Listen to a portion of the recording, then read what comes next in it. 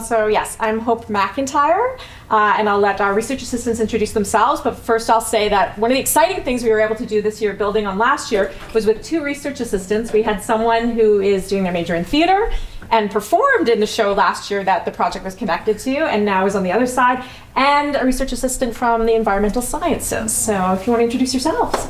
Yeah. Hello, my name is Bronwyn Smith, and I am a soon-to-be a recent graduate from the Acting Honors Program here at UFW. Like Hope said, last year I was part of the 3rd-year honors show, which was our first year that we implemented this ELF fund grant to fund responsible theater practices. And I am Ray Taves. I am in the environmental science faculty. I did actually have some theater background prior to this from my first degree, so I felt like I was getting a bit of the best of both worlds, being able to combine both sides of my education for this program. Great. So just a quick overview about our project. The production that we put on was called The Weight of Ants. And it was built on last year's work involved with the integration of accessibility and environmental sustainability. We had students in 8 different courses, so that's from the production side, acting side, set design, lighting design, all those courses involved, and collaboration between 7 instructors and 3 staff, hiring of 2 student research assistants, me and Ray, and then we contracted 2 consultants.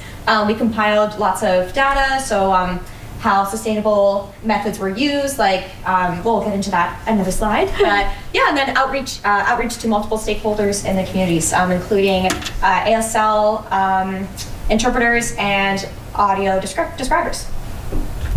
Excellent, thanks Bronwyn. So in terms of the play itself, what was really exciting about this year's project is the play itself really echoed the idea of environmental sustainability. So The Weight of Ants, which is written by David Paquette and was translated by Leanna Brody, is really dealing with climate anxiety amongst youth. So we were able to reflect that by using environmental practices and deal with that anxiety by thinking about how we can make a contribution and how we produce this play. So it really aligned in that way and allowed us to have great conversations around what the characters in the play were dealing with, which was like, how can we make a difference in the world we live in? And this is one of the shots. I'll share some more photos later from the play, but it reflects the anxiety of the collapsing climate. But yeah, so this is one of the companies that we worked with. They're called View, Vocal Image Ensemble Winnipeg. They are an audio description service, providing services for blind/low visioned audiences for theater, dance, live performance, events, and also digital recordings as well. Debbie Patterson is a describer and also the artistic director of View and also of Sick and Twisted Theater, which is a theater company based in Winnipeg.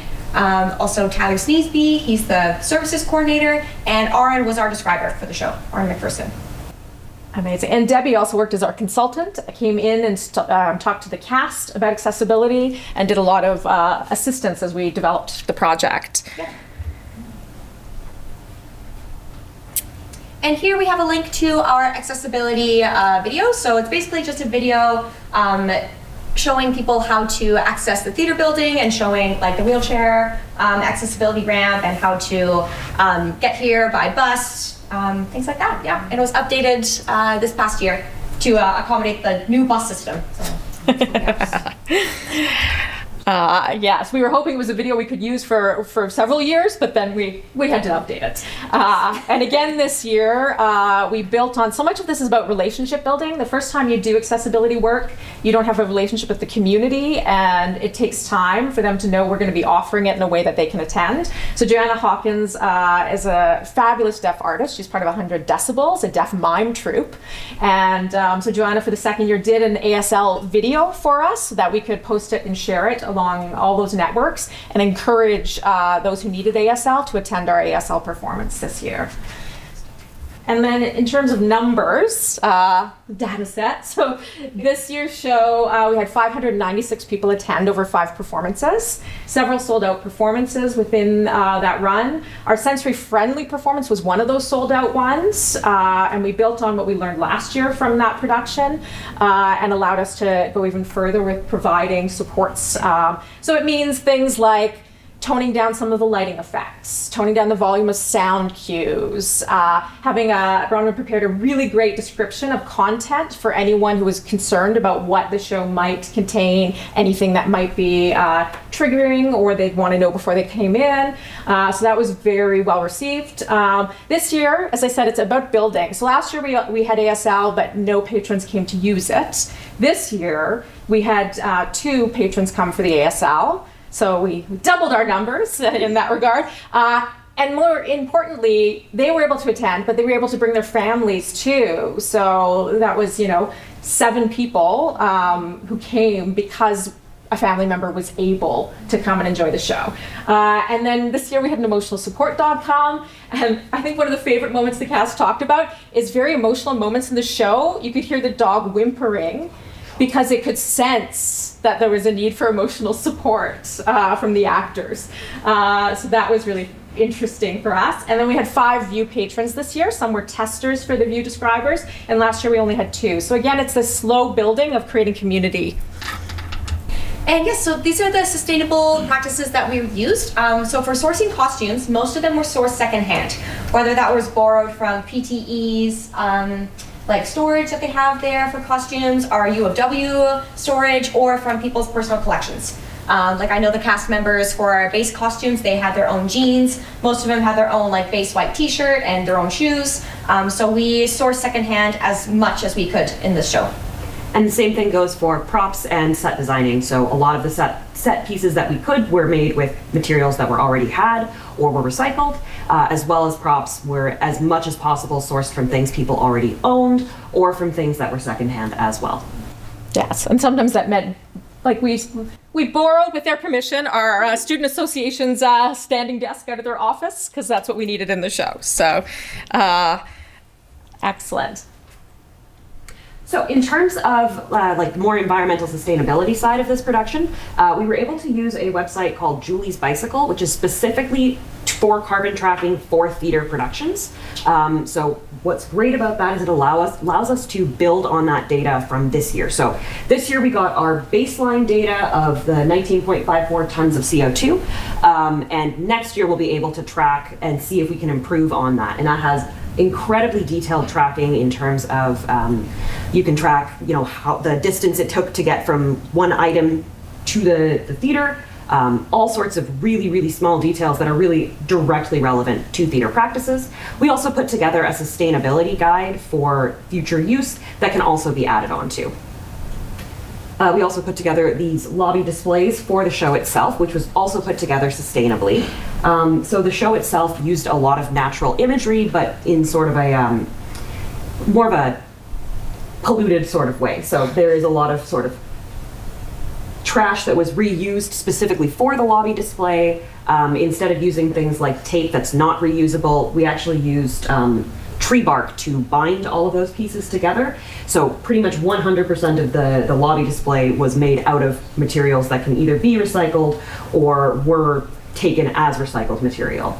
As well as all of it was acquired secondhand, so that was all from like a Facebook marketplace of somebody who was going to throw it in the garbage anyways, so. And then I'm just going to flash through some photos from the show so you can see what it looked like. But for time, we won't talk about all of them. But here are, some visuals. This is the whole team, production students, actors, a lot of people behind the scenes working on the show. The toilet, which was a featured piece in this, came from our stock. We had it already. We reused some of these set pieces in the show I did with my other class later in the year. So we continue to reuse things. That red dress that everyone loved came from our costume stock. And again, we see here the climate anxiety, the nightmare around the planet as a main theme through the show, reflecting the practices we were using. The main character of Joan takes their approach to climate anxiety by yelling and screaming and fighting and getting in the face of the mayor, whereas Olivier is scared and has nightmares. And when they come together, we see them try to fight the system. We see them have these fantasy dreams, and ultimately the idea of human connection. So paradise isn't this great thing in the sky so much as being able to connect with another human being, which is what happens at the end of the play when they support someone who needs it. And our main takeaways from this project is collaboration is key, for sure. And then also this project expanded knowledge across disciplines. Like for example, myself, I was an actor in the show for third year last year, and then this year I was on the production side. So it was just wonderful being able to expand my knowledge across different theater disciplines. And yeah.